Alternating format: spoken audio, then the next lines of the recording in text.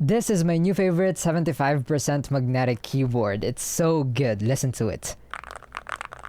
And it's not just the sound that's good about it. Let's go ahead and check it out.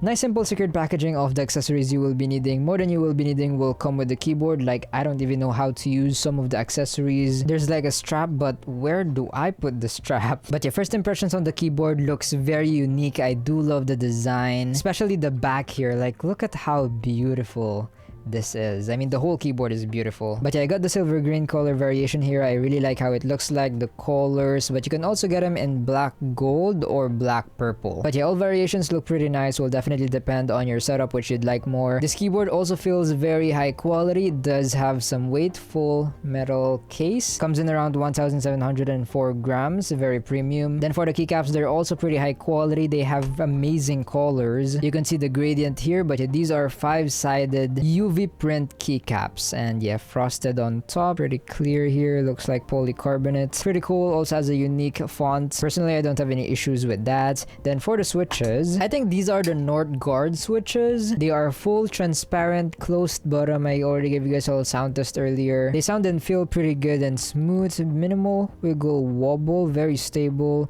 especially with that box stemmed design here. I can't find much info about these switches at the moment, but I'll put them on the screen if I ever do find any. But if you don't like these, you can also get them with the raindrop switches. But yeah, here's a little sound test with the switches and the keycaps on.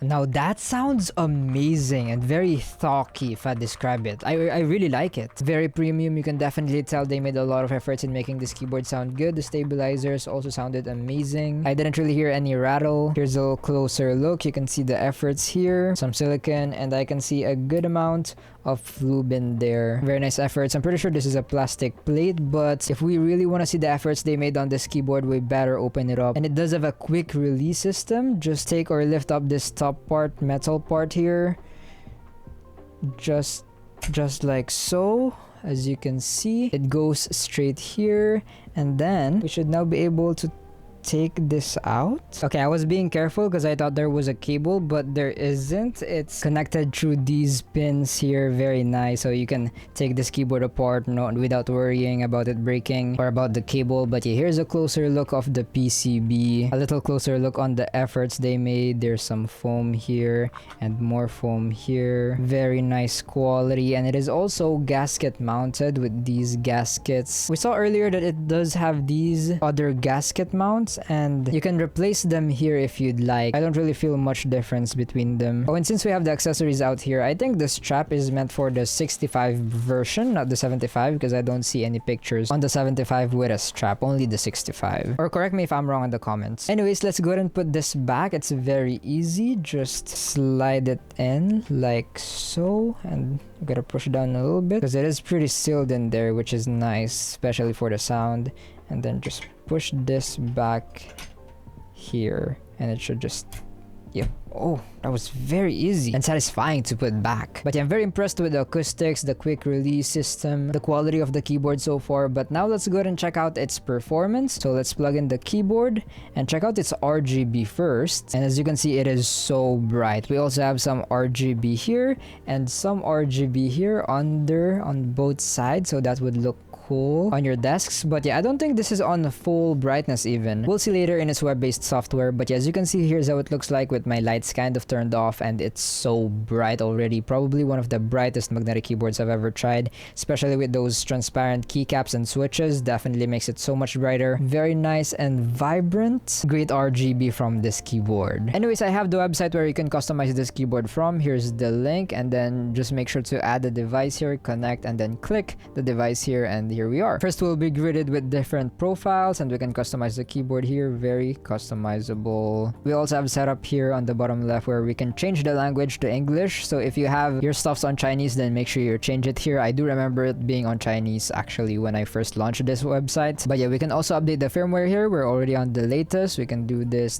But yeah, now moving on to the lighting tab here. Very customizable, and yes, we are not on the most brightest setting, so we can actually make it brighter. Let's see how much brighter. Did it actually get brighter? It did. Wow. That is so bright. But yeah, personally, I don't have the best experiences when turning the brightness max. So 14 on the brightness here is more than enough. It's actually so bright already for me. But yeah, very customizable effects here. If you don't like any of these, you can also customize the RGB more specifically. But yeah, other than that, we also have side light here, which is for the RGB under the keyboard here that I showed earlier. As you can see, it changes here. I'm gonna keep mine on continuous flow. But yeah, very nice and customizable RGB here. Very bright and vibrant. But yeah, we also have rhythm configuration, which I'm guessing is also going to be for the RGB to sync to your music or something. Now, I don't really use that, but if you want, it looks like you can download it here. Moving on to macros, create, record, do these stuffs, and then performance. This is where we can set the actuation points, and let's go to individual settings. I already messed with the settings of this keyboard with the actuation points. Now, if you want more details on my reasons why I set these specific settings, then you can go ahead and check my video on that. But yeah, we can go down to as low as 0.1 millimeters for the actuation point, and then for the rapid trigger, you can go down to as low as 0.01 millimeters. Also set some dead zone if we'd like, but I don't really have any problems using this keyboard with no dead zones as long as you calibrate the keyboard well, which you can do over here. But yeah, very easy to customize on the performance tab here. Now moving on to the advanced keys. This is where we can set DKS, mod, subtotal, key, SOCD, MPT, and pretty much all of the features you will be needing is gonna be here. I already have my A and D on SOCD, but yeah. Lastly, on the device settings here, where we can change the polling rate, do these stuffs, debounce if you experience any double clicking, calibration. Very nice feature packed software here. I don't have any issues. Very easy to access as well. But yeah, now for those interested on the polling rate test, keyboard inspector results, here you go. We did set this to 8000 Hz polling rate,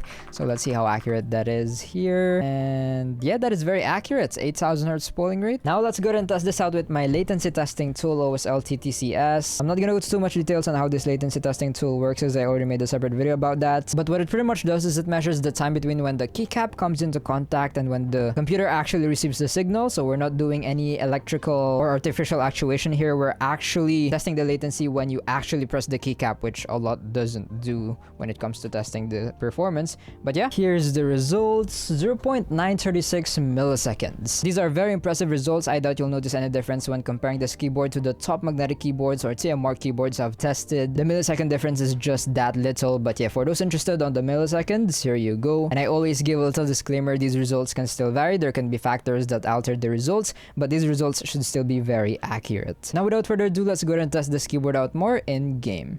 There's a tie. I dog back. Go back. One hookah. Die. One more. Cypher last in here. I have spike, guys. Spike down A. Care shot Cypher B link last in. One enemy remaining. C. It was well done. It was so fast with it. Oi! CT. Last player standing. Both. One enemy remaining. Left. Oh! Thanks!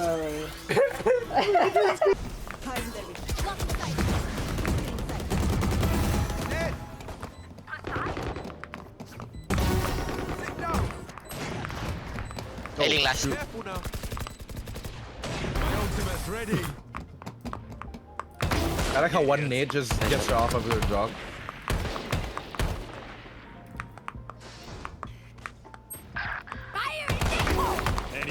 Yeah, go and smoke. Maybe try again. 30 seconds left. Care flash. He's backside.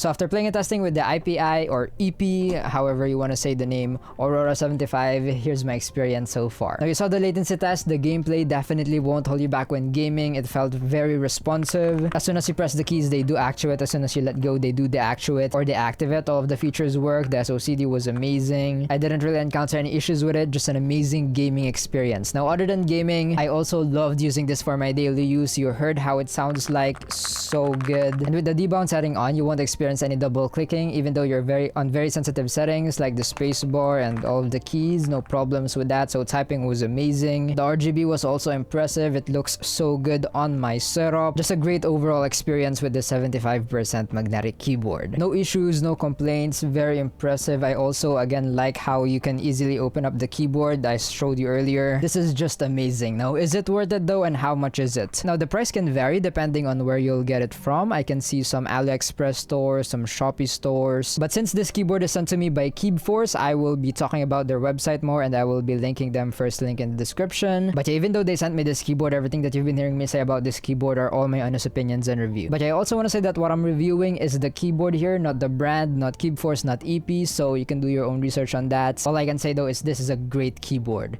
Now how much is it? Now going back to the price, yes. In the Keyforce store, this is priced around $139, but apparently they're gonna have a pre-order period on this product, they told me. So if the pre-order period or bonus is still available while you're watching this video, then you can pay a $10 deposit and you will get a $50 coupon code. So if we do the calculations, you're paying $10 plus the $139, so $149, but minus the $50 coupon, that's gonna be around $99. And apparently for the first 100 orders, you get a free zinc alloy keycap. Then for the first 200 orders, you get a free high-speed 8K gaming cable. You can find more details and disclaimers in the links in the description. Just scroll down to see it before you order. Like for example, the deposits won't be refundable, so yeah, take that in mind. Again, do your own research on the store where you're gonna buy this keyboard from. But for around that price, $99, this is impressive for being under $100. Like full aluminum case, very high quality, all the features, the sound, the responsiveness, the looks, like, oh, and don't forget the quick release system.